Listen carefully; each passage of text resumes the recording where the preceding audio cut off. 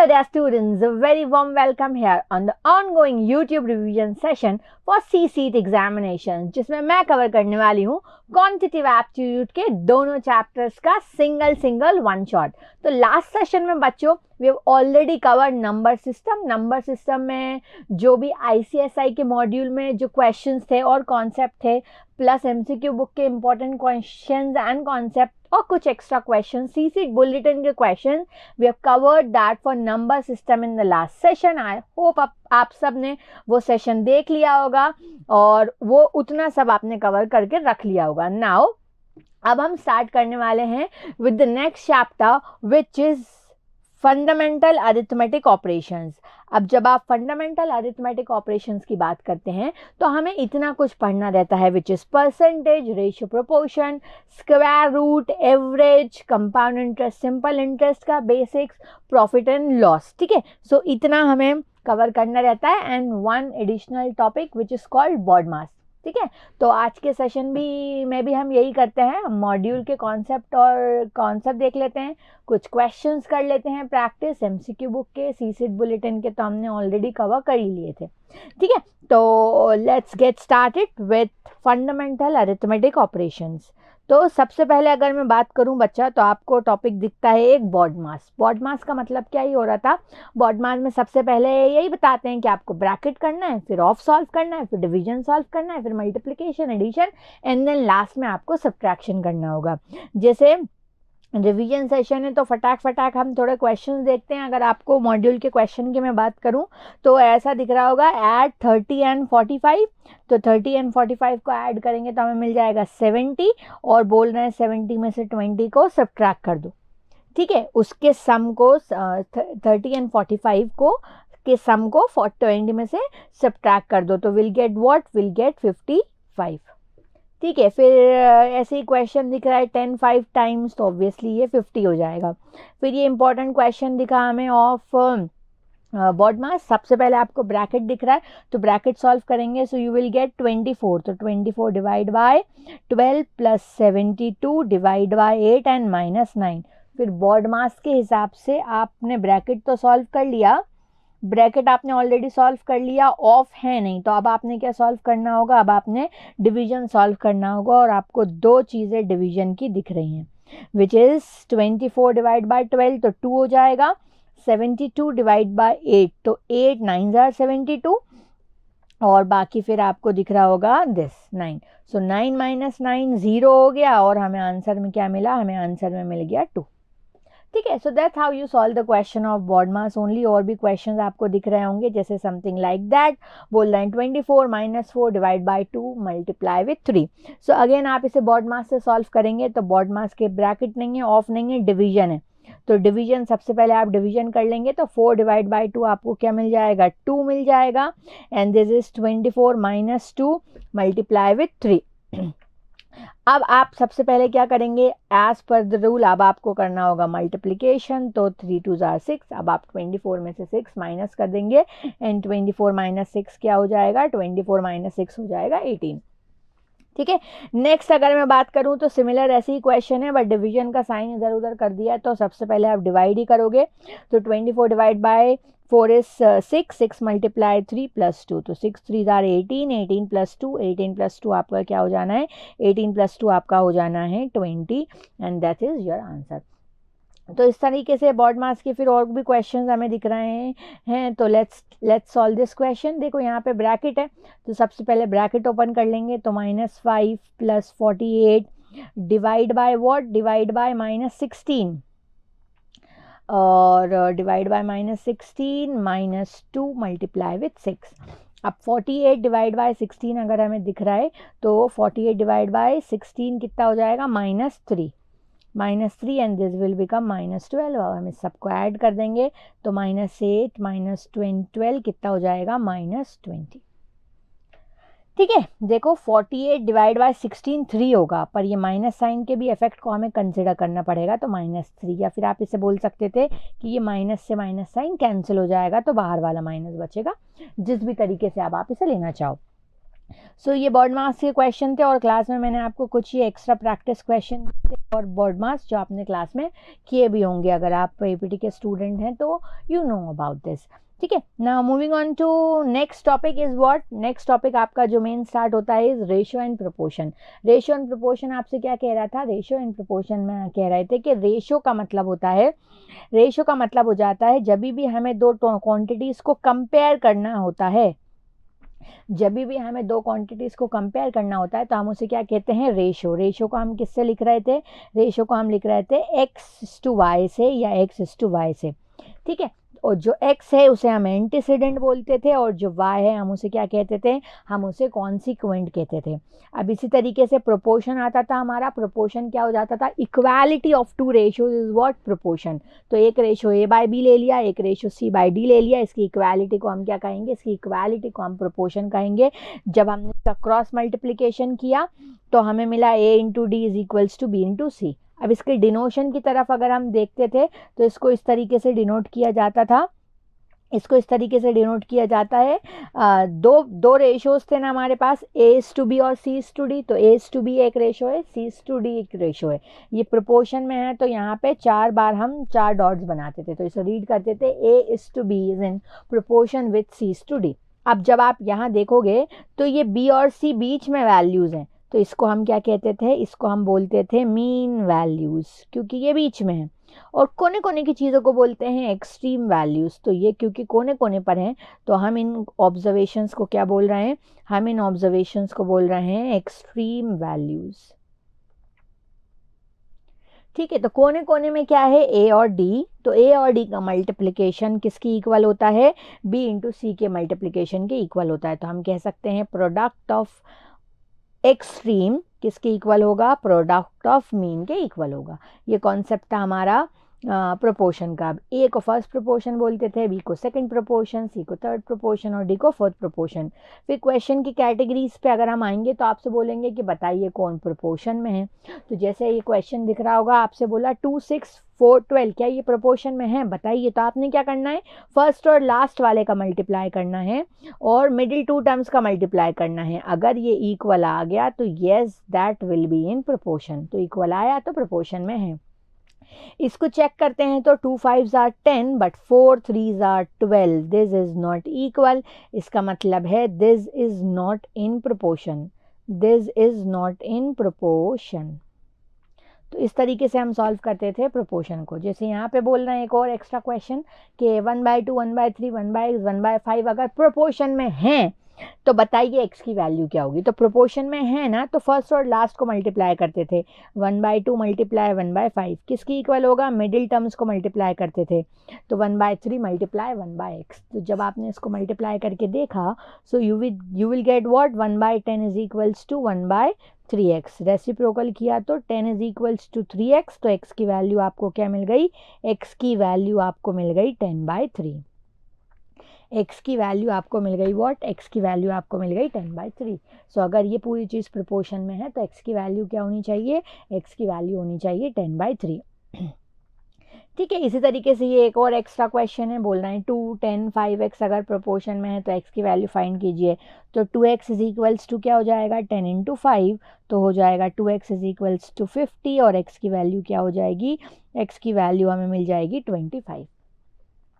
ठीक है, अब इसके बाद हमने प्रोपोर्शन के कुछ टाइप्स देखे थे क्लास में। कंटिन्यूड प्रोपोर्शन, वैसे तो प्रोपोर्शन में ए बी सी डी होता है बट अगर ए बी सी होगा तो हम उसे कंटिन्यूड प्रोपोर्शन बोलते थे।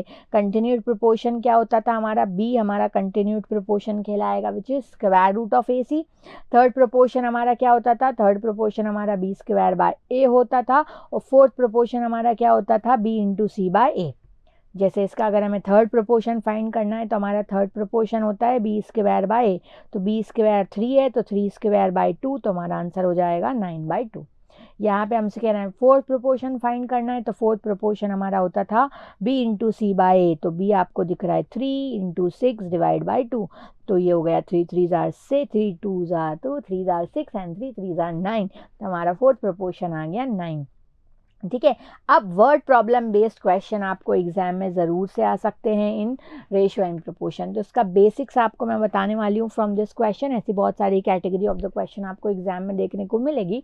बोल रहे हैं डिवाइड 350 इन द रेशियो 2:3। 2:3 के रेशियो में 350 को डिवाइड करो। तो आपको क्या करना है, 2:3 का रेशियो है ना, तो इसका मतलब जो फर्स्ट होगा उसको 2x पार्ट मिलेगा और नेक्स्ट वाले को कितना पार्ट मिलेगा, 3x। तो आपको ये ले सकते हो 2x + 3x कितना हो जाएगा, 350। तो 5x आपका हो जाएगा 350, 5x 350 हो गया। तो x की वैल्यू क्या मिलेगी आपको, x की वैल्यू आपको मिल जाएगी 70। अब अगर x की वैल्यू 70 आ गई तो पहले वाला पार्ट कितना था, पहला वाला पार्ट था 2x, तो 2 × 70 ये कितना आया 140। और नेक्स्ट वाला था 3x, तो 3 × 7 कितना आया, 3 × 70 आया 210। पहला मेथड तो हमने क्लास में ये डिस्कस किया था x को कंसिडर करते हुए कि ऐसे x को मान लो। ये सेम क्वेश्चन MCQ बुक में भी दिख रहा है बट विद डिफ़िकल्ट वैल्यूज़। आपको जल्दी जल्दी वाले क्वेश्चन आंखों में सॉल्व हो जाए ऐसे क्वेश्चन आएंगे। मैं कॉन्सेप्ट पर फोकस कर रही हूँ तो हर तरीके का क्वेश्चन ले रही हूँ। ठीक है, तो यहाँ पे ये आया आपका 2x और 3x। ठीक है, तो एक और कॉन्सेप्ट हमारे पास क्या हो रहा था, एक और कॉन्सेप्ट हो रहा था आपको दो पार्ट में डिवाइड करा है ना। तो फर्स्ट पार्ट आपका, एक तो आपको फर्स्ट पार्ट मिलना है और एक आपको क्या मिलना है, सेकेंड पार्ट मिलना है। अब फर्स्ट पार्ट क्या हो जाएगा, तो टोटल पार्ट कितना है 350 को डिवाइड करना है ना। ठीक है, अब 2 + 3 क्या होगा, 2 + 3 5 होगा, तो डिवाइड में 5। जब फर्स्ट पार्ट लोगे तो न्यूमरेटर में 2 ले लेना और जब सेकंड पार्ट लोगे तो न्यूमरेटर में 3 ले लेना। इस तरीके से भी हम कर सकते हैं। ठीक है, तो ये हो जाता 5 × 1 = 5 और ये 70 से तो देखो इजीली आपको 140 मिल गया और इजीली यहाँ पे आपको मिल जाता कितना, यहाँ पे इजीली आपको मिल जाता कितना 210। तो इन दोनों में से कोई भी मेथड आप ऑप्ट कर सकते हो। अब ऐसे ही कुछ मॉड्यूल में आपको कुछ क्वेश्चंस दिख रहे हैं। अगर मैं मॉड्यूल के क्वेश्चंस की बात करूँ तो बोल रहे हैं there are 63 student available in 8 class. The number of students who wants to study Sanskrit and the number of student who wants to study mathematics is in the ratio 5:2। Sanskrit और मैथ्स पढ़ने वालों का रेशियो क्या है, 5:2। तो बोल रहे हैं कि बताओ कितने लोग संस्कृत पढ़ते हैं और कितने लोग मैथमेटिक्स पढ़ते हैं। तो संस्कृत पढ़ने में अगर मैं देखूं तो 5 आएगा और 5 + 2 कितना हो जाएगा, 7 × 63। 7 9 जार होता है हमारा 63, 9 5 जार 45। सो ये 45 आ गया। तो मैथ्स पढ़ने वाले टोटल स्टूडेंट अगर 63 हैं तो मैथ्स में 45 माइनस कर दोगे, या तो ऐसे सोच लो या ऐसे सोच लो कि मैथमेटिक्स का पार्ट कितना था 2 और ये 7 और ये 63। सो अगेन ये 9 जार 63 हो गया और 9 2 जार हो गया हमारा 18। तो मैथ्स पढ़ने वाले 18 स्टूडेंट हैं और संस्कृत पढ़ने वाले 45 स्टूडेंट हैं। You can solve the question इस तरीके से एज वेल।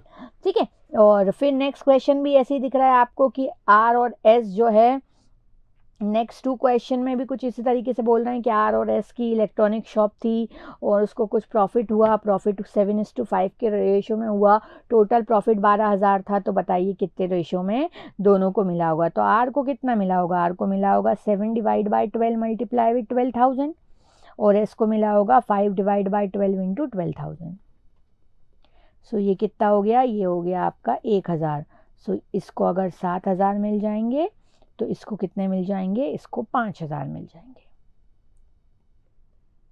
तो R का शेयर 7,000 रुपये का है और S का शेयर 5,000 रुपये का है। So that is how you solve this.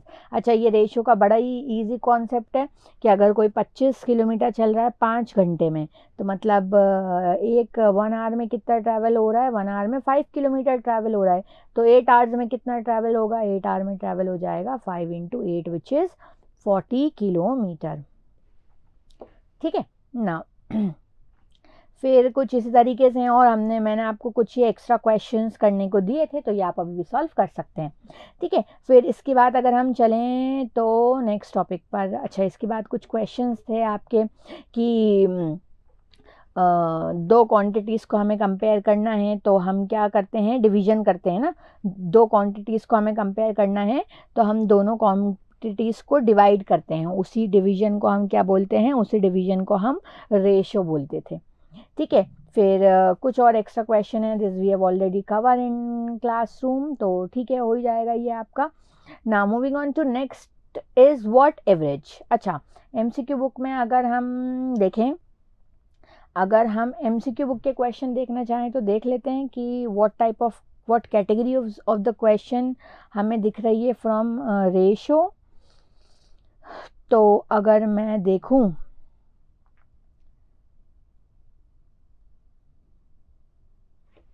तो ये देखो, ये कैटेगरी ऑफ क्वेश्चन आपको दिख रही है, क्वेश्चन नंबर 28, 29, 30।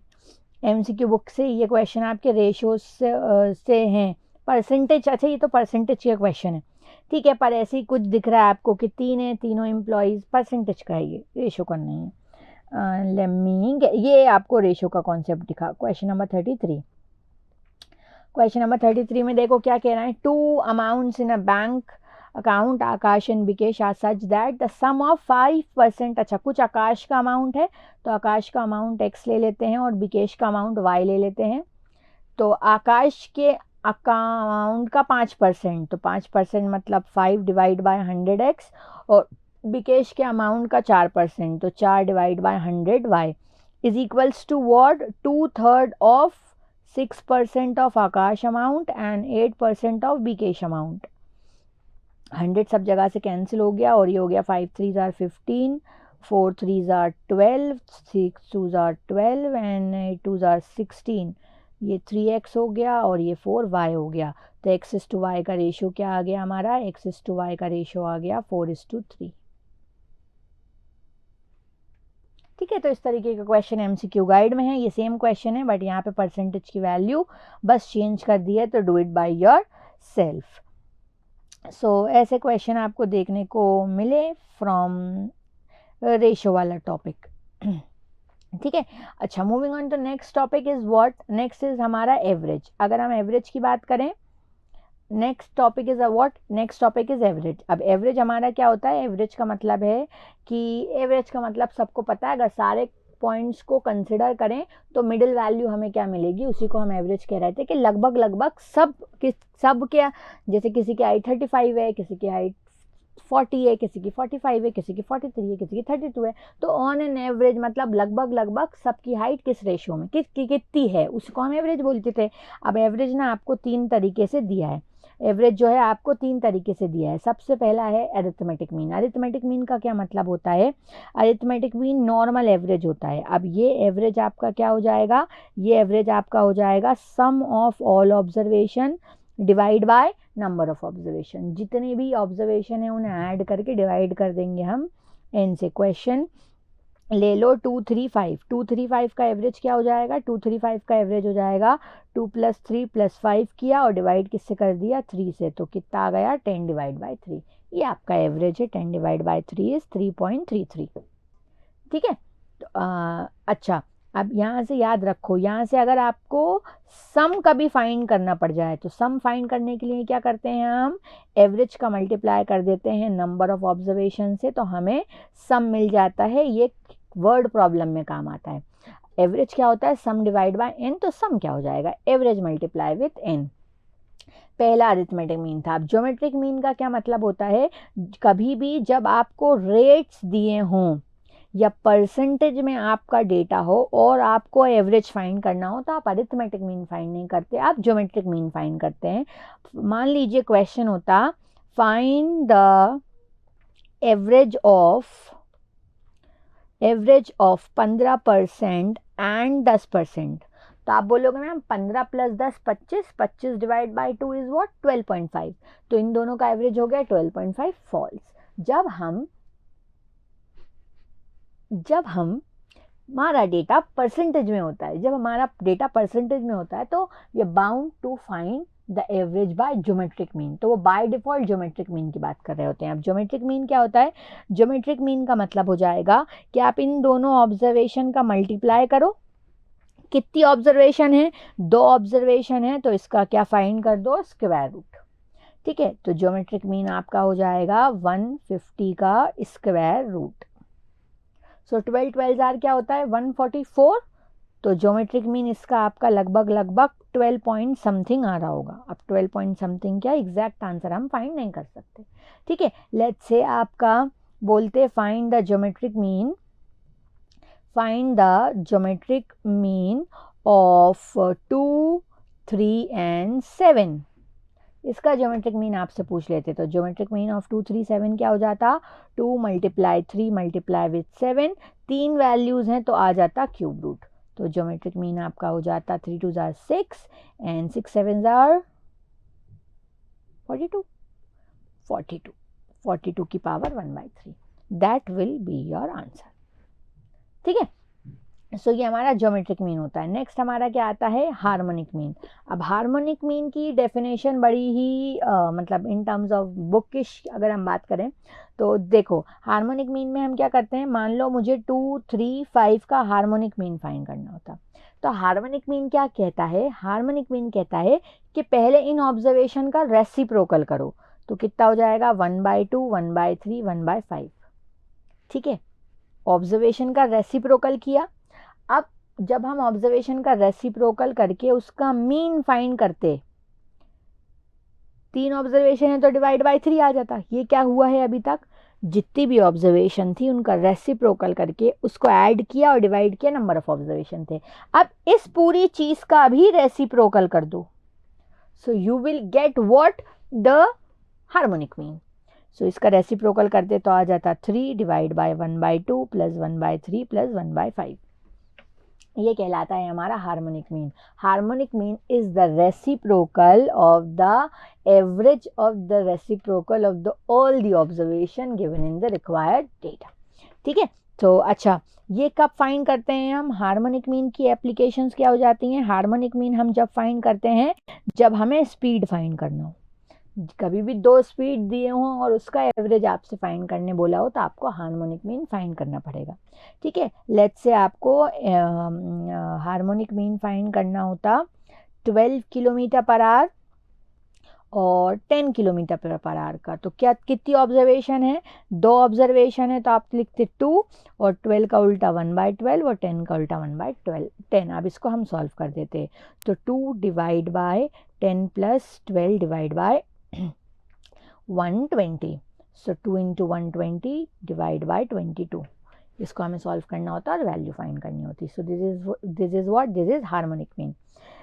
तो ये हमारी 3 चीज़ें थी जब हम बात कर रहे हैं. तो अच्छा, average of a negative number, कोई दिक्कत नहीं है, सेम टॉपिक है. अब इसके बाद कुछ क्वेश्चन हैं, इन सब के एवरेज फाइंड करना, इन सब के एवरेज फाइंड करना. इजी क्वेश्चन है. ठीक है, ये भी इजी क्वेश्चन है, ये भी इजी क्वेश्चन है, ये भी इजी क्वेश्चन है. थोड़ा तगड़ा क्वेश्चन. देखो यहाँ पे क्या कह रहे हैं. Question number second, the sum of 10 number is 550. What is the average number? तो एवरेज क्या हो जाएगा हमारा? एवरेज होता था sum divide by number of observation. हमारा एवरेज आ गया 55. ठीक है, यहाँ पे बोल रहे हैं what is the average of natural number from 1 to 67. This we have already cover in the last class. N natural number का सम कितना होता था? एन नेचुरल नंबर का सम होता है n + 1/2. यही होता था ना, n + 1/2. तो 67 है ना, तो 67 × 68 डिवाइड बाय 2. 68 डिवाइड बाय 2 करेंगे तो ये कितना हो जाएगा? 2 3 = 6, 2 4 = 8. तो ये आपका सम आ गया. अब इसका भी हमें एवरेज फाइंड करना था. तो हमें इसका एवरेज फाइंड करना था तो क्या हो जाएगा? सम का मल्टीप्लाई हमने कितने कर दिया? जितने नंबर्स थे. तो हमारा ये एवरेज कितना आ गया? ये हमारा एवरेज आ गया 34. राइट. इस तरीके से बोल रहा है the average of 7 consecutive number is 20. What is the largest of these number? फालतू क्वेश्चन है. This question is important. Question is something like that. आपको एग्जाम में देखने को आएंगे. बोल रहे हैं the average of 10 number is 23. 10 number का एवरेज 23 है. तो एवरेज दिया है और नंबर दिए हैं तो सम फाइंड कर लो. तो इन 10 नंबर का सम कितना हो जाएगा? इन 10 नंबर का सम हो जाएगा 23 × 10 which is 230. If each number is increased by 4, अब सारे नंबरों को अगर 4 से इंक्रीज कर दिया तो नया एवरेज क्या हो जाएगा। अच्छा, ये वो वाली कैटेगरी ऑफ द क्वेश्चन नहीं है, ये नॉर्मल क्वेश्चन है। जो भी हमारा एवरेज होता है, अगर उसमें हमने सारी ऑब्जर्वेशन को इंक्रीज कर दिया या सारी ऑब्जर्वेशन को डिक्रीज कर दिया तो एवरेज भी उसी पर्टिकुलर नंबर से इंक्रीज और डिक्रीज हो जाता है। जैसे 10 नंबर का एवरेज कितना है 23, सारे नंबर को 4 से इंक्रीज कर दिया ना तो एवरेज भी 4 से इंक्रीज हो जाएगा। तो नया एवरेज हमें क्या मिलेगा, नया एवरेज हमें का मिलेगा 27। अगर हमारा एवरेज 23 होता और अगर सारी ऑब्जर्वेशन को 3 से कम कर देते तो हमारा एवरेज भी 3 से कम हो जाता, तो हमें मिलता 23 - 3 विच इज़ 20।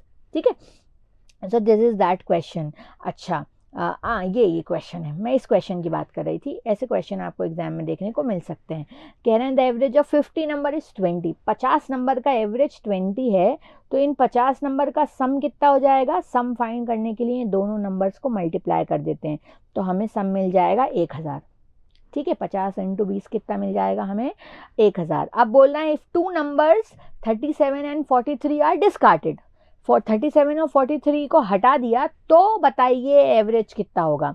तो पहले 50 नंबर थे, 50 नंबर का सम कितना आया 1000।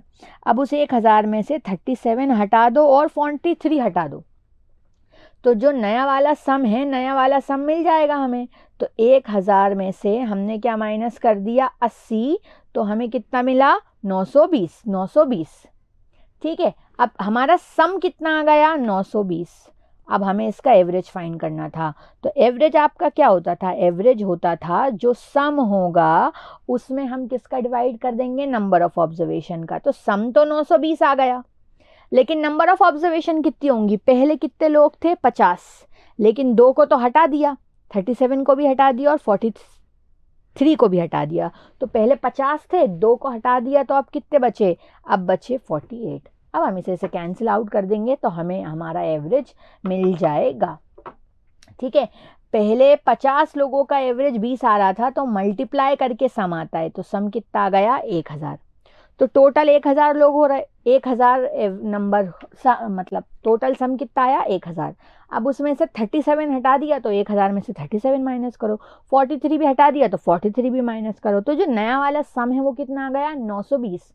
पहले 50 ऑब्जर्वेशन थी, 2 ऑब्जर्वेशन हटा दी, तो अब कितनी ऑब्जर्वेशन बची, अब बची आपकी 920 ऑब्जर्वेशन। अब 920 का डिवाइड किससे कर देंगे हम 48 से कर देंगे। सो you will get your average.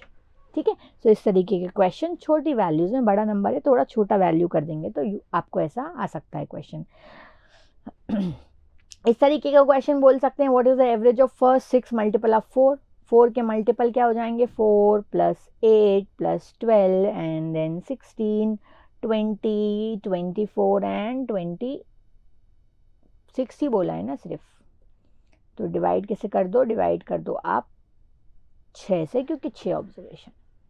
ठीक है, अच्छा ये रेशियो वाला कॉन्सेप्ट है। बोल रहे हैं कि the average age of 3 boys is 15 years and their ages are in the proportion 3:5:7।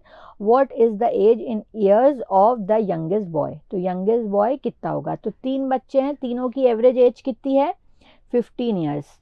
तो मतलब उन 3 की एवरेज एज 15 है, तो उनकी एज का सम कितना होगा 15 साल 15 साल 15 साल। तो मतलब 15 + 15 + 15, तो कितना आ गया 45। सबकी एज मिला दें अगर तीनों लड़कों की तो 45 ईयर्स हो जाएगा। तो टोटल तीनों लड़कों की जो टोटल एज है, टोटल एज ऑफ 3 बॉयज आपकी आ गई कितनी 45 ईयर्स। 45 ईयर्स। अब आपसे बोला है प्रोपोर्शन दिया है, तो यंगेस्ट की एज बताओ। तो यंगेस्ट वाला बच्चा कितना है, कितना पार्ट है उसका 3।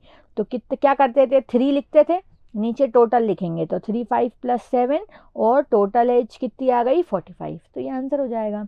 तो 7 + 3 10 10 + 5 45 और 45 आ गया आपका, और 45 3 3 9। तो जो यंगेस्ट लड़का है वो कितने साल का होगा, जो यंगेस्ट है वो 9 साल का होगा।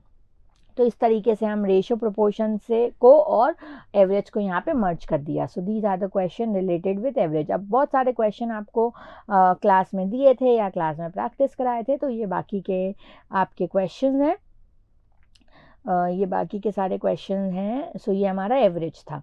अब इसके बाद अगर हम देखें तो ये अभी हमने क्या क्या देख लिया है, एवरेज, रेशियो एंड प्रोपोर्शन और बॉड मास। अब अगर हम चलें तो हमारा क्या है, सिंपल इंटरेस्ट। सिंपल इंटरेस्ट की अगर मैं बात करूँ तो सिंपल इंटरेस्ट काफ़ी इजी होता है हमारा। सिंपल इंटरेस्ट हमारा क्या हो जाता है, जो हमें अगर प्रिंसिपल को फिक्स कर देंगे तो हम उसे सिंपल इंटरेस्ट बोलते थे, और हमारा सिंपल इंटरेस्ट क्या हो जाता था, P into R into T divide by P into R into T divide by 100, हमारा सिंपल इंटरेस्ट हो जाता था। तो जैसे कि आपको बोल रहे हैं, find the simple interest on 500 rupees for 3 years at 10% rate at SI। तो हमारा सिंपल इंटरेस्ट क्या होता था, हमारा सिंपल इंटरेस्ट हो जाता था PRT डिवाइड बाय 100। तो 500 रुपये थे, 10% रेट पर 3 साल के लिए दे दिए थे। तो ये 0 से 0 कैंसिल हो गए और हमें मिल गया 5 10 50, 50 इंटू 3 कितना गया, 50 इंटू 3 आ गया हमारा 150 रुपये। तो अगर 500 रुपये 3 साल के लिए 10% के रेट पे दे देंगे तो कितना इंटरेस्ट मिलेगा आपको, 150 इंटरेस्ट मिलेगा। ठीक है, इसी तरीके से एक क्वेश्चन आपको दे रहे हैं, what was the original principal amount. बोल रहे हैं कि टोटल 10,000 का सिंपल इंटरेस्ट मिला और रेट कितना मिला, 10% का, और टाइम कितना था, 1 साल। तो बताइए प्रिंसिपल कितना होगा। तो P की वैल्यू फाइंड करना है। ये 0 से 0 कैंसिल हो गया, 10,000 में हमने 10 का इंटू कर दिया, 10,000 में 10 का इंटू कर देंगे तो क्या हो जाएगा, 1 लाख। तो प्रिंसिपल अमाउंट हमारा कितना आ गया, प्रिंसिपल आ गया हमारा 1 लाख। ठीक है, फिर ये next category of the question, ये बड़ी इंपॉर्टेंट थी। Next category of the question जो मॉड्यूल में थी ये बहुत इंपॉर्टेंट थी। कह रहा है in how many years will an amount of 4,000 will be doubled if the interest rate is 10%। कितने साल में 4,000 डबल हो जाएंगे। देखो 4,000 रुपए थे आपके पास कितने रुपए थे, 4,000 रुपए, और आपको पैसे मिले कितने, डबल मिले। तो 4,000 का डबल कितना हो जाएगा, 4,000 का डबल हो जाएगा 8,000। इसका मतलब आपको इंटरेस्ट कितने का मिला, 4,000 रुपये आपने बैंक में इन्वेस्ट किए थे, बैंक वाले ने आपको डबल पैसे दे दिए, मतलब बैंक वालों ने 4,000 का इंटरेस्ट दिया ना, ये इतना आपको निकाल लेना था। बस अब SI का फॉर्मूला लगा दो। तो सिंपल इंटरेस्ट होता था आपका PRT डिवाइड बाय 100। तो 4,000 का इंटरेस्ट मिला, प्रिंसिपल भी 4,000 था, और रेट आपका था 10%, और टाइम निकालना था। बस ये 2 0 से 2 0 कैंसिल हो गए आपके, ये 2 0 से 2 0 कैंसिल हो गए, ये 2 0 से ये 2 0 कैंसिल हो गए, और 40 डिवाइड बाय 4 आपको कितना मिल गया, 10। तो आपका आ गया 10 ईयर्स। इस तरीके के बहुत सारे क्वेश्चन हमने क्लास में किए थे। जैसे कि ये देखो, कह रहा है sum of money 3 time itself in 5 साल, फाइंड द रेट। पैसे कितना हो गए, 3 गुना हो गए। तो मान लो तुमने 100 रुपये दिए होते, मान लो तुमने 100 रुपये दिए होते, अब पैसे तुम्हें कितने मिले, 3 गुना, मतलब अमाउंट तुम्हें मिला 300 रुपये।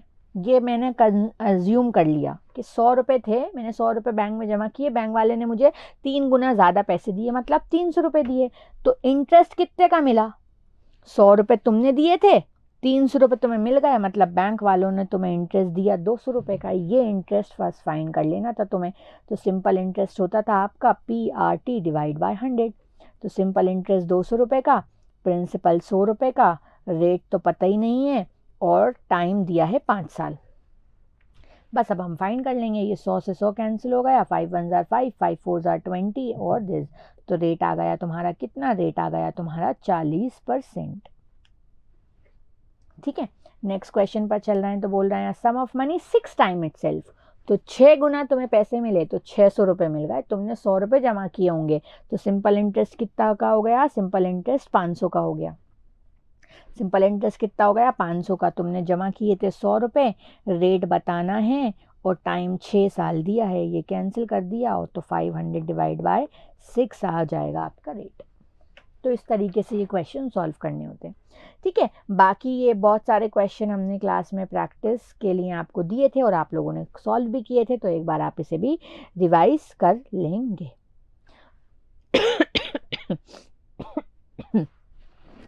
ठीक है, ये बहुत सारे क्वेश्चन हमने क्लास में किए थे, आप इसे रिवाइज कर लेंगे। फिर इसके बाद कॉन्सेप्ट आ जाता हमारा कंपाउंड इंटरेस्ट का। अब कंपाउंड अच्छा, अब जब एमसीक्यू बुक की बच्चों बात करोगे, एमसीक्यू बुक में बहुत सारे क्वेश्चंस दिए हैं। एमसीक्यू बुक में कुछ शायद 30-40 क्वेश्चन दिए हैं। मैंने शायद ये कल क्लास में भी बात बताई थी। From question number 51, 52, 53, 54, 55, 60, 60, 60, 68, 60, 70, 70, from 50 to 70, मतलब 20 क्वेश्चन आपको एमसीक्यू बुक में दिए हैं। पर this question are way too tough, क्योंकि एग्जाम में पेन पेपर अलाउ नहीं है। ठीक है, सारी कैलकुलेशन आपको दिमाग में करनी है, तो छोटे छोटे क्वेश्चन पूछे जाएंगे तो बिल्कुल नहीं आएंगे। ये क्वेश्चन बहुत डिफ़िकल्ट हैं। मैं जैसे एक सॉल्व करके बताती हूँ, मैं एक क्वेश्चन सॉल्व करके बता देती हूँ आपकी दिल की तसल्ली के लिए। ठीक है, जैसे कि बोल रहे हैं यहाँ पे, a sum invested at simple interest amounts to, दे दिन 3 साल। तो आपके पास कुछ पैसे थे, वो कितने बन गए, 142 बन गए 3 साल में। तो 1 + RT डिवाइड बाय 100 आ जाएगा, और ये हो जाएगा 15293 प्रिंसिपल। अब 4 महीने में बन गए तो आ जाएगा 4 डिवाइड बाय 12 आर। अब इस इक्वेशन 1 और इक्वेशन 2 को सॉल्व करके आप प्रिंसिपल की वैल्यू फाइंड करोगे। ये कैसे करेंगे, दिमाग में नहीं कर सकते, तो ये क्वेश्चन नहीं आएंगे। फ्रॉम क्वेश्चन नंबर 50 to 70 जो कैटेगरी ऑफ क्वेश्चन मैंने बताया है उसके अराउंड आपके क्वेश्चन रिवॉल्व करेंगे। ठीक है, तो ये बहुत डिफिकल्ट दे दिए हैं उन्होंने आपको। कैलसी भी नहीं है, कॉपी पेन भी नहीं है, तो इजी क्वेश्चन आएगा। ठीक है, कॉन्सेप्ट बस पकड़ कर चलो। ठीक है, तो अब हम तो इसके हम एमसीक्यू बुक के क्वेश्चन नहीं करने, मॉड्यूल के हमने कर लिए हैं। फिर हम कंपाउंड इंटरेस्ट की बात कर रहे हैं, तो कंपाउंड इंटरेस्ट में क्या होता है, कंपाउंड इंटरेस्ट में प्रिंसिपल चेंज होता रहता है आपका। ठीक है, जो इंटरेस्ट होता है उस पर भी इंटरेस्ट लगेगा। अब कंपाउंड इंटरेस्ट का हमने फॉर्मूला देखा था। कंपाउंड इंटरेस्ट हमारा होता है प्रिंसिपल 1 + i⁻n - 1, और अमाउंट का होता है प्रिंसिपल 1 + i⁻n। बस इतना ही आपको दिखा था। अब ये आई होता है r डिवाइड बाय 100m और n होता है mt। थोड़ा ऊपर से पढ़ लो बस। अब एम का मतलब क्या होता था, कन्वर्जन पीरियड। अगर साल भर में एक बार इंटरेस्ट मिलेगा तो M1 होगा, साल भर में 2 बार इंटरेस्ट मिलेगा तो M2 होगा, साल भर में 4 बार इंटरेस्ट मिलेगा तो M4 होगा, साल भर में 12 बार इंटरेस्ट मिलेगा, मतलब हर महीने इंटरेस्ट मिलेगा, तो M की वैल्यू 12 होगी। तो जब M की वैल्यू 1 होती है तो उसे कंपाउंडेड एनुअली बोलते हैं। जब M की वैल्यू 2 होती है तो कंपाउंडिंग हाफ ईयरली होती है। जब M की वैल्यू 4 होती है तो कंपाउंडिंग क्वार्टरली हो जाता है। जब M की वैल्यू 12 होती है तो कंपाउंडिंग मंथली होती है। बट इसके क्वेश्चन बिल्कुल नहीं आ सकते, बिना कैलसी के ये हो ही नहीं सकता। ठीक है, फिर मैंने आपकी दिल की तसल्ली के लिए आपको तसल्ली क्लास में भी कराई थी कि नहीं आ सकता ये आपको क्वेश्चन। ठीक है, सुबह इतना फिर भी आप फॉर्मूला पूछ सकते हैं, तो आप इतना ध्यान में रखेंगे। मॉड्यूल में भी कोई क्वेश्चन नहीं दिया। ठीक है, तो ये आपका हो गया simple interest and compound interest. अब मूविंग ऑन टू, अच्छा फिर हमने एक्सरसाइज सॉल्व की होगी ना। Moving on to next question is what percentage. तो परसेंटेज हमें करने की ज़रूरत नहीं है, डायरेक्ट हम परसेंटेज के क्वेश्चन कर सकते हैं। डायरेक्ट हम परसेंटेज के क्वेश्चन कर सकते हैं। परसेंटेज एक बेसिक टॉपिक है जो मतलब सबको पता ही रहता है।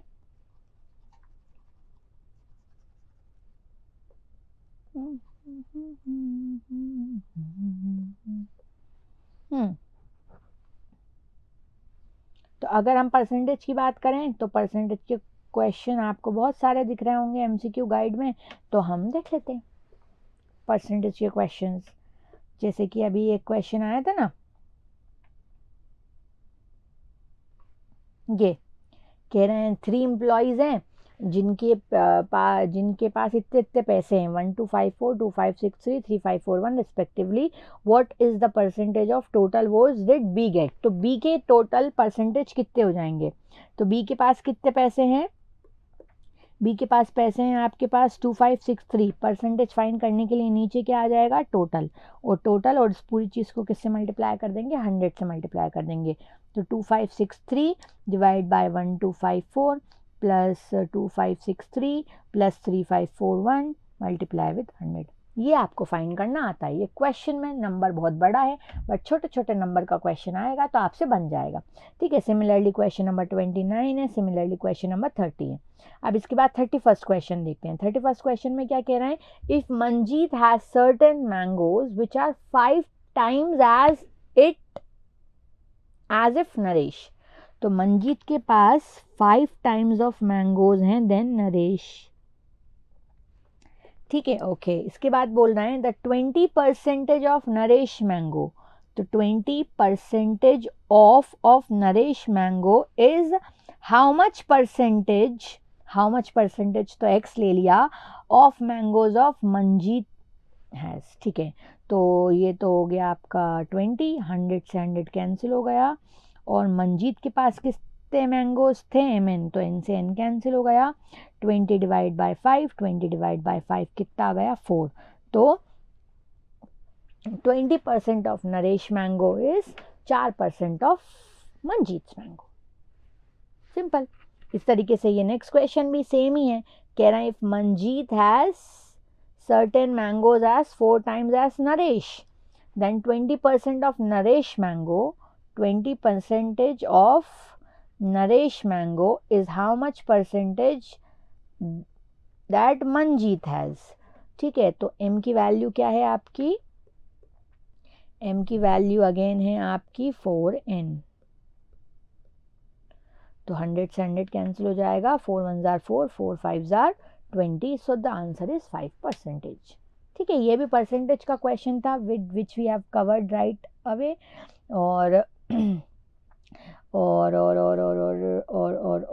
और इसके बाद परसेंटेज के कुछ क्वेश्चन हैं, बट वो सिंपल कंपाउंड इंटरेस्ट आ गया, और इसके बाद आ गया हमारा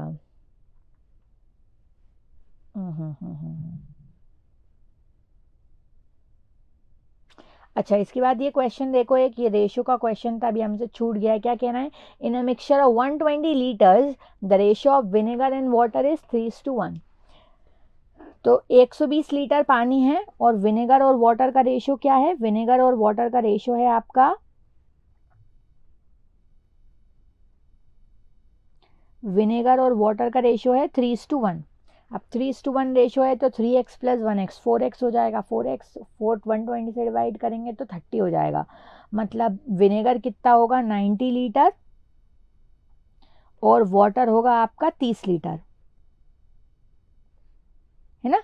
अगर 120 लीटर पानी को 3:1 में डिवाइड करोगे तो विनेगर कितना हो जाएगा, 3 डिवाइड बाय 4 इंटू 120, और वाटर हो जाएगा आपका 1 डिवाइड बाय 4 इंटू 120, तो आपको मिल जाएगा 90 और 30। अब बोल रहे हैं हमसे if this ratio is to be 1:3, अगर ये रेशो 1:3 बनाना है, किसका रेशो, विनेगर और वाटर का रेशो अगर 1:3 बनाना है, तो बताइए कितना पानी ऐड करना पड़ेगा। अच्छा, ठीक है, तो हमारा विनेगर कितना था, 90 लीटर, और वाटर कितना था, 30 लीटर। तो 30 लीटर पानी में और कितने लीटर पानी ऐड कर दें कि ये रेशो कितना बन जाए, 1:3। बहुत अच्छा क्वेश्चन है, नहीं समझ में आया तो पीछे जाके फिर देखो। 120 लीटर पानी था, 3:1 के रेशो में डिवाइड किया, तो 3:1 क्या हो सकता है, जब पानी 30 लीटर, 30 का 3 गुना 90, तो विनेगर 90 लीटर। अब बोल रहे हैं इस रेशो में कितना पानी और ऐड कर देते, पानी ऐड करने की बात करिए सिर्फ, तो प्लस x आया कि ये रेशो 1:3 बन जाए। अब हम इसे सॉल्व करेंगे तो ये आ जाएगा 270 और 30 प्लस x, तो x की वैल्यू हमारी क्या आ गई, x की वैल्यू आ गई हमारी 270 minus 30 which is 240 litre. Same category of question आपको नेक्स्ट मिल रहा है, सेम आपको next category of the question मिल रहा है। इसी तरीके से यहाँ पे बोल रहे हैं the ratio of boys and girls in a court is in the ratio 12:13। If the percentage increase in the number of boys and girls be 30% and 40% respectively, what will be the new ratio? ठीक है, तो girls और boys किस ratio में है, 12:13 के ratio में है। अगर ये बढ़ा दिया 30% और 40% से, तो नया वाला रेशो कितना हो जाएगा। तो देखो गर्ल्स कितनी हैं 12x और बॉयज़ कितनी हैं 13x, ये तो हमें पता ही है ना। अगर गर्ल्स और बॉयज़ का रेशो 12 है तो ये 12x हो जाएगा और ये 13x हो जाएगा। अब आपको कितनी गर्ल्स बढ़ा दी, 30% गर्ल्स बढ़ा दी, तो पहले 100% गर्ल्स होंगी, अब 30% गर्ल्स बढ़ा दी, तो टोटल गर्ल्स अब कितनी हो गई 130%। और पहले बॉयज़ थे 100%, अब 40% बॉयज़ बढ़ा दिए, तो कितने हो गए बॉयज़ 140%। इसको हम सॉल्व कर देंगे, x से x कैंसिल हो गया, यह आ गया 12 और 13, 130% मतलब 130 डिवाइड बाय 100, और ये हो गया 13 इंटू 140 डिवाइड बाय 100, 100 से 100 कैंसिल हो गया। और जब 13 1 जार 13, 13 10 जार 130, और ये 0 से 0 भी कैंसिल हो गया, और हमारा रेशो आ गया 12:14। 2 6 जार 12 और 2 7 जार 14, तो हमारा रेशो कितना आ गया 6:7। ठीक है, इस तरीके से यहाँ पे बोल रहा है 5x और 11x। ठीक है, 15% इंक्रीज किया मतलब 115%, और 25% इंक्रीज किया मतलब 125 डिवाइड बाय 100। ये 100 से 100 कैंसिल हो जाएगा, x से x कैंसिल हो जाएगा, ये आएगा 5 divide by 115 into 125 divide by 11। अब इसे सॉल्व करना और देखना रेशो कितना आया। मैं ये नहीं कह रही कि ये सेम नंबर्स पर क्वेश्चन आ जाएंगे, बट थोड़ी लेस कैलकुलेटिव करके सेम कॉन्सेप्ट पे आपको क्वेश्चन दे सकते हैं। ठीक है, so these are the questions of from percentage और ऐसा वैसा। ठीक है, अब नेक्स्ट टॉपिक पर अगर हम चलें, तो नेक्स्ट टॉपिक पर अगर हम चलते हैं तो हमें मिलता है क्या, नेक्स्ट टॉपिक पर अब हम चलते हैं। अच्छा, हमने और भी बहुत सारे क्वेश्चन बाकी कर रखे थे परसेंटेज के।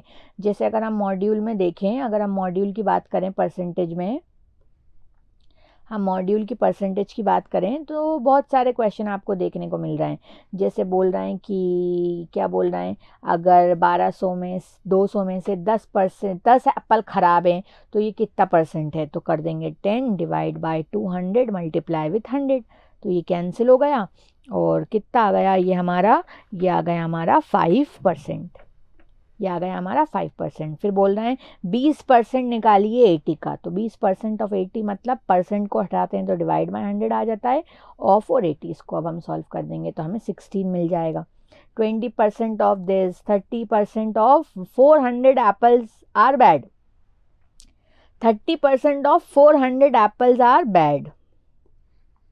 क्या कहना है, 30% 400 में से खराब हैं, तो कितने एप्पल खराब हैं, तो 30% ऑफ 400 आर बैड एप्पल्स। इसको सॉल्व कर देंगे, ये कैंसिल हो गया, और कितने एप्पल्स हो गए 120 एप्पल्स। तो 400 में से 120 एप्पल खराब हैं, तो बाकी के जो 280 एप्पल होंगे वो अच्छे होंगे, आर गुड एप्पल्स। बोल रहे हैं एक मोबाइल की प्राइस 25% गिरा दी, द ओल्ड प्राइस वॉट 120, तो नई प्राइस क्या होगी, तो अगर एक मोबाइल की कीमत 25% कम हो गई तो मतलब नई प्राइस क्या है 75%, तो 75% ऑफ 120 इज व्हाट, नई प्राइस ऑफ मोबाइल। तो 120 का 75% फाइंड कर देंगे, तो 75 डिवाइड बाय 100 इंटू 120, इसे सॉल्व कर दो अब, तो ये हो गया 7.5, 7.5 इंटू 12, 7.5 इंटू 12 हमें करना पड़ेगा। ठीक है, 10% होता है 120 का 12, 12 का आधा, 12 इंटू 70, 12 इंटू 7 484, और 12 का आधा 6, तो 90। 7.5 इंटू 12 इज 90, नहीं, थोड़ा सा मल्टीप्लाई कर लेना, मैं तो कैलसी की मदद ले लेती हूँ। 90 आ रहा है, तो आ जाएगा कितना 90। ठीक है, 90 आ रहा है। अब इसके बाद अच्छा, ये भी कुछ स्टूपिड बात कर रहे थे, स्टूपिड बात बोल रहे थे कि बहुत स्टूपिड बात थी ये मॉड्यूल में, कि क्या क्या टर्म्स होती हैं। एक तो परसेंटेज होता है, एक पार्ट होता है, और एक बेस होता है। जैसे बोल रहे हैं 20% ऑफ 80% ऑफ 20 इज 16, ऐसा बोल रहे हैं। 80% ऑफ 20 इज 16, तो 80% है तो ये परसेंटेज होगा, 20 है तो ये बेस होगा, और 20 का 80% जितना होगा 16, उसे हम बेस कहते हैं। जैसे ये परसेंटेज है, ये बेस है, और ये पार्ट है। कुछ थ्योरेटिकल बात थी। अच्छा, अब इसके बाद उन्होंने कुछ और क्वेश्चन दे रखे थे, जैसे बोल रहे थे क्या, ये तो इजी था, ये भी इजी था, फिर हमने कुछ एक्स्ट्रा क्वेश्चन करे थे। ठीक है, और बस परसेंटेज में इतना ही था। फिर इसके बाद हम चल रहे थे नेक्स्ट टॉपिक पर, which is profit loss, simple interest, compound interest, discount, profit loss, profit percent and loss percent. तो इस पे बेस्ड हमारे पास बहुत सारे क्वेश्चंस थे। तो पहले हम इसका कॉन्सेप्ट देख लेते हैं। तो अगर मैं बात करूँगी तो इनके सारे फॉर्मूलाज की अगर मैं बात करूँगी तो सबसे पहले हमारे पास सीपी आ रहा था। सीपी हमारा क्या हो रहा था? सीपी हमारा हो रहा था कॉस्ट प्राइस, जितने में ख़रीदा। एसपी, एसपी हमारा क्या हो रहा था? Selling price. सेलिंग प्राइस का मतलब क्या हो रहा था? जितने में सेल किया। फिर प्रॉफिट। अब प्रॉफिट कब होगा? जब सेलिंग प्राइस ज़्यादा होगा। तो selling price minus cost price is what? Profit. Loss आपका क्या हो जाएगा? कॉस्ट प्राइस में से सेलिंग प्राइस माइनस कर देंगे तो आपको कॉस्ट प्राइस मिल जाएगा। फिर इसके बाद 2-3 फार्मूलाज आपके और होते हैं। 2-3 फार्मूलाज आपके क्या आ जाते हैं? उन 2-3 फार्मूलाज में अगर मैं मॉड्यूल की बात कर लूँ, अगर यहाँ पे हमें मॉड्यूल ओपन करना पड़ेगा। अगर मैं मॉड्यूल ओपन करूँ, मॉड्यूल में एक अच्छा सा चार्ट बनाए। अगर मैं मॉड्यूल की बात करूँ तो दिस चार्ट, इसकी बात कर रही थी मैं। तो आपका प्रॉफिट सेलिंग प्राइस के टर्म में, कॉस्ट प्राइस के टर्म में प्रॉफिट परसेंटेज आपका क्या हो जाता है? Profit divide by cost price multiply with 100। और प्रॉफिट क्या होता था? प्रॉफिट आपका होता था selling price minus cost price divide by cost price multiply with 100। और लॉस परसेंटेज आता है लॉस। और लॉस क्या होता था? लॉस होता था cost price minus selling price divide by cost price multiply में 100। तो इस तरीके के ही क्वेश्चंस आपको एग्जाम में थे। जैसे बोल रहे हैं आपसे क्वेश्चन नंबर 1 कि एक शॉपकीपर ने 1 किलो मैंगोस खरीदे 120 रुपये के और 150 रुपये के बेच दिए, तो कितने का प्रॉफिट हुआ? तो सेलिंग प्राइस कितना? 150 और कॉस्ट प्राइस कितना? 120। तो प्रॉफिट कितना हो जाएगा? प्रॉफिट हो जाएगा आपको 30 रुपये का। अब ये कितना परसेंट हुआ? तो परसेंट फाइंड करने के लिए profit divide by cost price multiply with 100, ये कैंसिल हो जाएगा। और 3 1 ज़ा 3, 3 4 ज़ा 12, 2 5/2, 2.5%, कुछ इस तरीके से। ठीक है। फिर 25%, 2.5 नहीं 25%, 10 था ना वो। फिर बोल रहे हैं एक मैन था, उसने 2000 का कूलर खरीदा और 15% के लॉस पे बेच दिया। तो बताइए सेलिंग प्राइस कितना होगा? तो सेलिंग प्राइस क्या हो जाएगा? 2000 में से 15% माइनस कर दो। अब आप सोच पा रहे हो तो अच्छी बात है। ठीक है, 2000 में से आप 15% माइनस कर दो तो 2000 का 10% कितना होगा? 200 और 5% कितना होगा? 100। तो 15% कितना हो गया? 300। तो सेलिंग प्राइस हो जाएगा 2000 में से 300 माइनस कर दो तो सेलिंग प्राइस आ जाएगा आपका 1700। देखो 2000 का 10% होगा 200 और 2000 का 5% होगा 100। तो 10 और 5 15% हो गया ना, तो 15% कितना आ गया? 300। तो 2000 में से 300 माइनस किया तो you will get what? You will gate 1700 rupees. ठीक है। तो ये प्रॉफिट और लॉस पे बेस्ड क्वेश्चन थे। अगर एमसीक्यू बुक में देखेंगे तो एमसीक्यू बुक में आपको बहुत सारे क्वेश्चन देखने को मिल रहे हैं। जैसे कि यहाँ पे बोल रहे हैं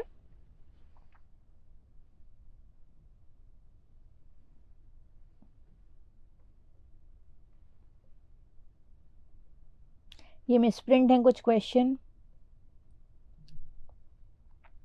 बोल रहे हैं कैथरीन ने कितने डजन बनाना खरीदे? 20 डजन बनाना खरीदे। कितने रेट पर?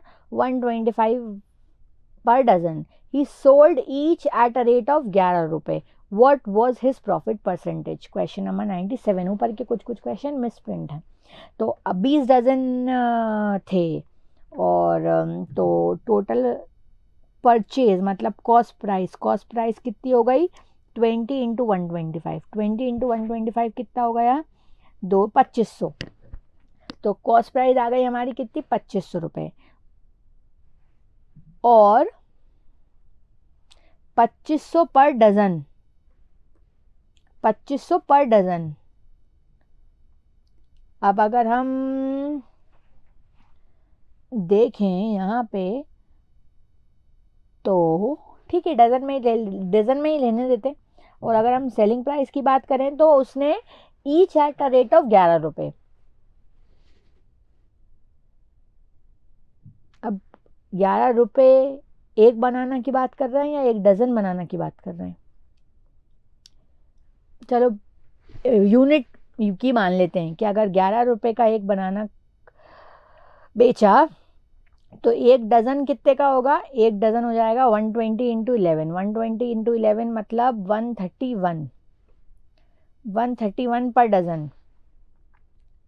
120 नहीं, अगर मैं बात करूं 11 ten jar 110, 110 plus 120 plus 12, 120 into 11 कितना हो जाएगा, 120 प्लस 12, 120 प्लस 12 इज 132।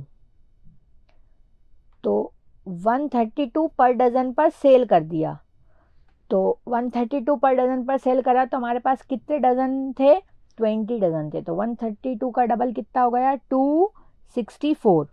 तो 2640 पर डज़न पे उसने बेच दिया। अब यहाँ पे अगर मैं प्रॉफिट देख लूँ तो प्रॉफिट कितना आ रहा है पर डज़न पर, प्रॉफिट आ रहा है मेरा 2640 में से माइनस कर दो 2500, तो 140 रुपये पर डज़न का प्रॉफिट है। अब हम इसका परसेंटेज फाइंड कर लेंगे। तो अगर मैं प्रॉफिट परसेंटेज फाइंड करूं तो प्रॉफिट परसेंटेज आ रहा है 140 रुपये का प्रॉफिट हो रहा है, और कॉस्ट प्राइस कितनी थी 2500 रुपीज़, और इसका मल्टीप्लाई कर दिया 100 से। तो 120 डिवाइड बाय 25, 120 का डिवाइड अब 25 से करना पड़ेगा हमें। सो 140 डिवाइड बाय 25, 140 डिवाइड बाय 25 कितना हो जाएगा, 140 डिवाइड बाय 25 हो जाएगा 5.6। सो द आंसर इज 5.6। थोड़ी सी चीटिंग कर ली है मैंने, आप लोग बिल्कुल कैलसी यूज़ नहीं कर सकते, आप लोगों को ये ऐसे दिमाग में करना होगा टाइम बचाने के लिए। ऑलमोस्ट हमारे सेशन को 1 घंटा तो हो ही गया है, तो इसलिए मैंने ये कैलसी से कर दिया है। सो ये टोटल कितना आ गया, ये आ गया हमारा 5.6%। तो ये हमारा क्वेश्चन थे और related with profit and loss percentage. अब हमारा लास्ट टॉपिक बच रहा है, which is what, which is the, अब हमारा लास्ट टॉपिक बच रहा है which is what, square root. अब स्क्वायर रूट टॉपिक को समझ लेते हैं शॉर्ट में। जब हम स्क्वायर रूट की बात कर रहे हैं तो स्क्वायर रूट फाइंड करना शॉर्टकट मेथड से बता देते हैं, वैसा ही कुछ क्वेश्चन एग्जाम में आएगा आपको उसी के अराउंड। तो जब हम स्क्वायर रूट मेथड की बात करते हैं तो आपका स्क्वायर रूट मतलब हो जाता है स्क्वायर रूट ऑफ एक्स। जैसे 25 का स्क्वायर रूट फाइंड करना है तो 25 का स्क्वायर रूट कितना हो जाएगा, 5। तो स्क्वायर रूट ट्रिक से फाइंड करने के लिए आप सबसे पहले स्क्वायर समझ लो। सो 1 का स्क्वायर कितना होता है 1, 2 का स्क्वायर कितना होता है 4, 3 का स्क्वायर कितना होता है 9, 4 का स्क्वायर कितना होता है 16, 5 का स्क्वायर कितना होता है 25, 6 का स्क्वायर क्या होता है 36, 7 का स्क्वायर क्या होता है 49, 8 का स्क्वायर क्या होता है 64, 9 का स्क्वायर क्या होता है 81, और 10 का स्क्वायर क्या हो जाता है हमारा 100, और 10 का स्क्वायर हमारा क्या हो जाता है 100। ठीक है, तो अब आपको किसी नंबर का स्क्वायर रूट फाइंड करना है तो आपने क्या करना होता है, देख रहे हैं यहाँ पे सब। जब हमें किसी का स्क्वायर रूट फाइंड करना होता है, लेट्स से कोई रैंडम नंबर ले लेते हैं, कोई नंबर चाहिए होगा मुझे, लेट्स से मैंने नंबर लिया 324। अब मुझे 324 का स्क्वायर रूट चाहिए। अब 324 का स्क्वायर रूट चाहिए तो सबसे पहले इस नंबर को देखो, 4 दिख रहा है आपको,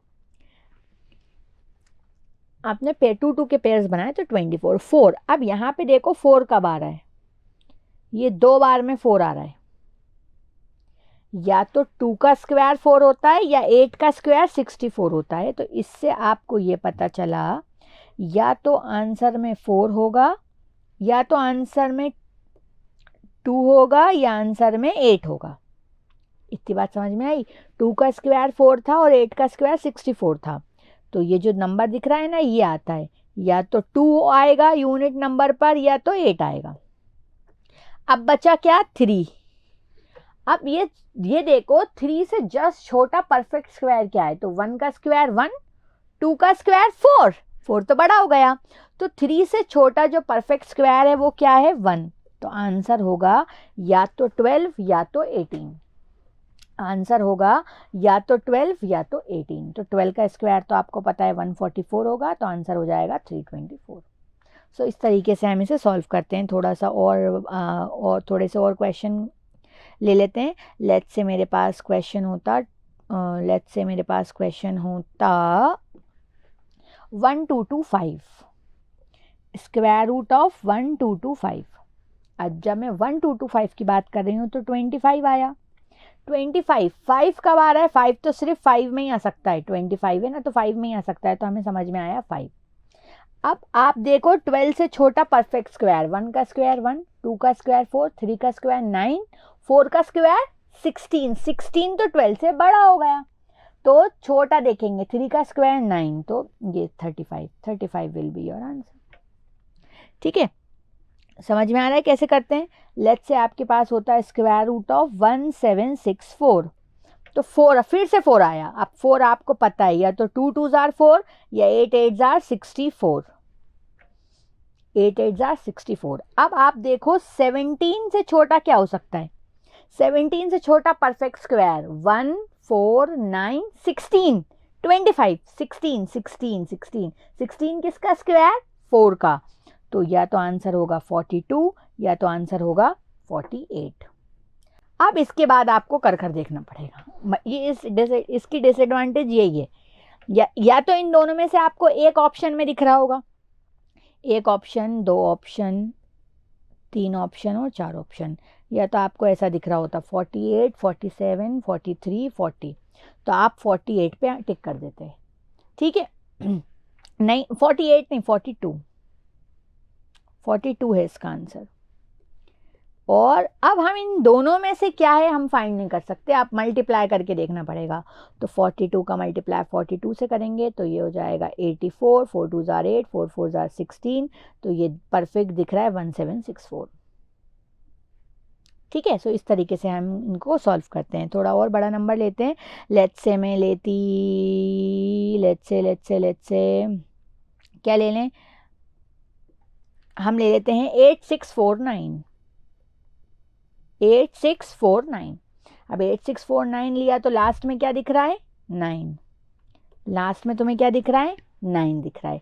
अब 9 किस किस में आता है? 3 3s are 9 और 7 7s are 49, तो यूनिट प्लेस पे या तो 3 होगा या तो 7 होगा। अब इसके बाद अगर आप देखोगे तो इसके बाद क्या बचा? दो नंबर यूटिलाइज हो जाते हैं इसमें, बाकी के 2 नंबर क्या बचे? 86। अब 86 देखो, 86 से छोटा परफेक्ट स्क्वायर क्या है? तो 9 9s are 81, 10 10s are 100, तो 100 तो बड़ा हो गया, तो 9 लेना पड़ेगा, तो आंसर इज आइदर 93 और 97। इसके बाद कोई ट्रिक नहीं है कि इन दोनों में से आंसर क्या सही होगा। वैसे आपको ऑप्शन में इन दोनों में से एक ऑप्शन दिख रहा होगा सही वाला, ठीक है, तो आप इन दोनों का मल्टीप्लाई करके देख सकते हो। 93 मल्टीप्लाई विथ 93, तो 3 3s are 9, 9 3s are 27, और फिर आया 9 3s are 27, 9 9s are 81, 82, 83, so 9 7 7s are 14, 3 4 5 6 और 8 8649, so 93 is your answer। बात समझ में आई? तो इस तरीके से हम इस पर्टिकुलर क्वेश्चन को सॉल्व करते हैं।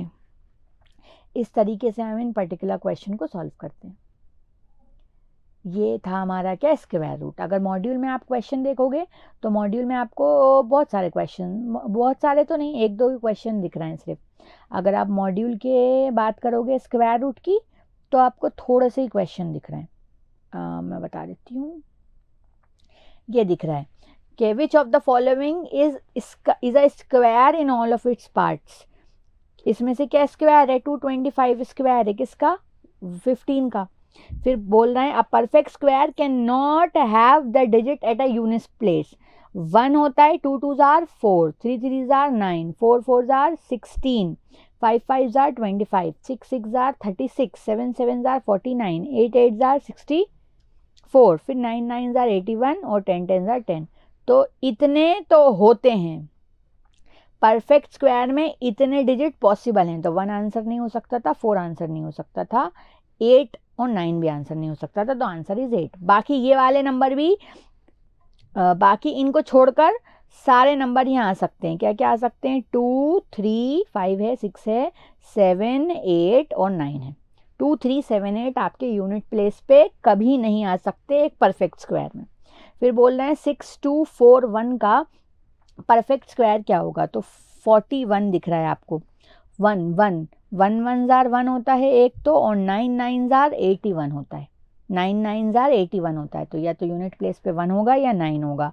आप 62 देख रहे हैं तो 7 7 जार 49 और 8 8 जार 64, तो या तो आंसर 71 होगा या तो आंसर 79 होगा। 71 ऑप्शन में है ही नहीं, मतलब राइट आंसर 79 था।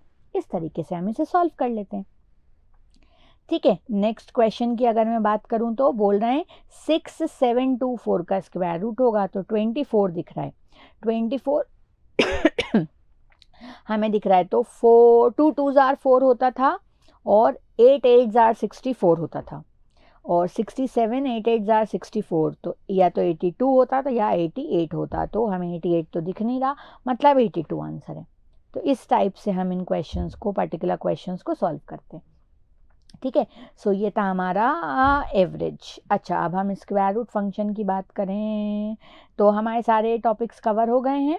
तो अगर अभी तक हम देखें तो हमने क्या क्या कवर कर लिया है अभी तक। We have cover what, percentage हमने देख लिया, इसके बेस क्वेश्चन भी देख लिए हैं, ratio proportion, square root, average, interest और प्रॉफिट एंड लॉस। ठीक है, सो इतना ही था इस सेशन में, हमने सारा कुछ कवर कर लिया है। अगर हम बात करें percentage, ratio proportion, square root, average, interest, profit and loss की। अच्छा, अब मॉड्यूल बुकलेट और सी सीट बुलेटिन की जब हम बात कर रहे हैं, इस पर्टिकुलर चैप्टर में से एज सच कुछ नहीं है, थोड़े बहुत ही क्वेश्चंस थे, तो वो सी सीट के बुलेटिन के मैंने दोनों क्वेश्चंस ले लिए थे, तो बुलेटिन हमारे ऑलरेडी पहले ही सारे सॉल्व हो गए थे। So this is it for percentage, ratio proportion, square root, average, interest and profit and loss.